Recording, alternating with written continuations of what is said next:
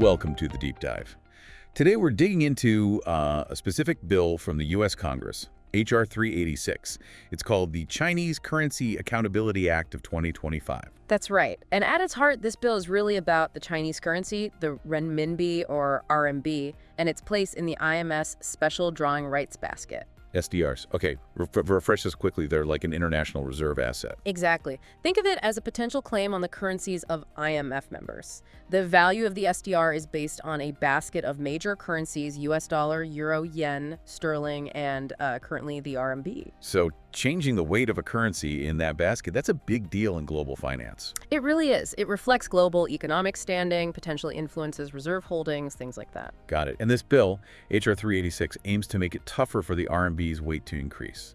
So our mission today is to unpack the conditions the U.S. says China needs to meet first. Precisely. What hurdles does this bill actually set up? Okay, so first up, China's compliance with Article 8 of the IMF's Article of Agreement.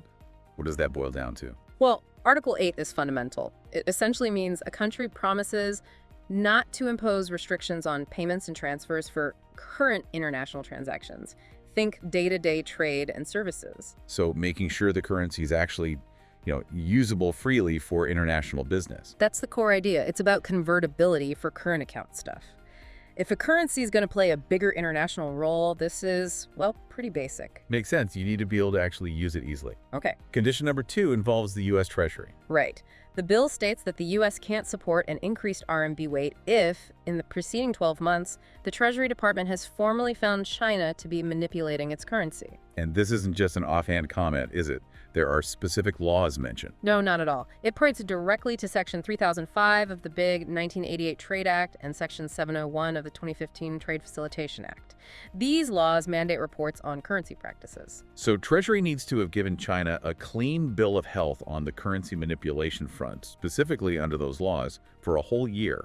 Exactly. No official red flags from Treasury for 12 months straight. That's a clear benchmark. Okay. Moving on to the third condition. This one mentions China adhering to the rules of the Paris Club and the OECD arrangement on officially supported export credits. These might be less familiar to some listeners. Yeah, maybe a bit more in the weeds, but important. The Paris Club is basically an informal group of major creditor countries, think governments, that lend money. They coordinate how they deal with debtor nations, especially those in difficulty. So it's about established practices for handling sovereign debt. Right. And the OECD arrangement sets guidelines for export credits that governments provide to help their companies sell goods abroad. The idea is to prevent sort of subsidy wars and keep competition fair. So the U.S. is saying China needs to play by these established international rules for creditors and export financing. That seems to be the message. Aligning with these widely accepted international norms is being presented as another prerequisite. It's about being a responsible stakeholder in those specific areas. Interesting. Now, there's also something called a sunset clause in the bill. Section 3 says the main requirement, the U.S. opposing the RMB increase, stops having effect 10 years after the bill becomes law. What's the thinking there, potentially? That's a really interesting feature. A sunset clause usually suggests that the measure isn't necessarily intended to be permanent. It could be, maybe, a way to apply pressure now, but leave the door open for reassessment later. Like acknowledging things could change significantly in a decade. Perhaps. Global economics, China's own policies. A lot can evolve in 10 years. It builds in a kind of automatic review point down the road. Okay.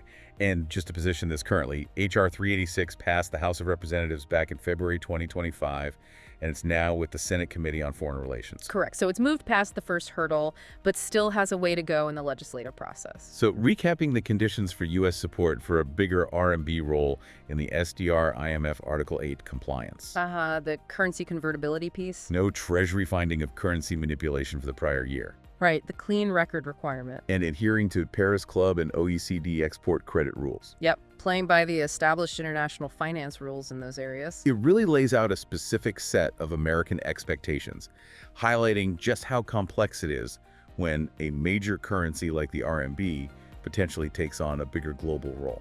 Absolutely. It frames the debate quite clearly from this U.S. legislative perspective. Which leads to a final thought for you, our listeners. Beyond these specific conditions in H.R. 386, what other factors, maybe broader economic trends, geopolitical shifts, do you think will ultimately shape the future importance of the RMB in the global financial system? Yeah, what are the wider implications here? Something to definitely mull over.